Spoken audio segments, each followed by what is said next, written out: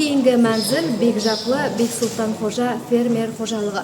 Бұл жерде қазіргі күнде 74 бас ірі шақлы нәсілі қара маллар бағылмақта.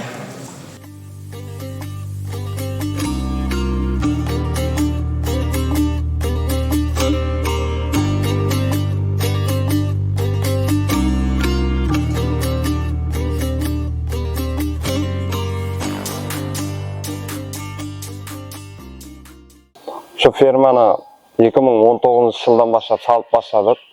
Халық банктан кредит шығардық. 1 миллиард 750 миллион сом кредит шығардық малға. Өзіміздің мәблағтан салдық қораны. Малдарымыз яқшы, жаман емес. Бүгінгі күнде Германия devletinden 60 бас мал алып келдік. Сол малды 120 басқа жетірдік. Содан азыр көбейтіп жатырмыз. Шаншу жұмыстары, ветеринария қызметлері күнде хабарлап тұрды, аптада дезинфекция қылып тұрды. Азыр келешекте елім кеңейту ниетлерім бар, шыны шаруашылықты. Yine göç yönelişindeki mallar әкелу ниетім бар.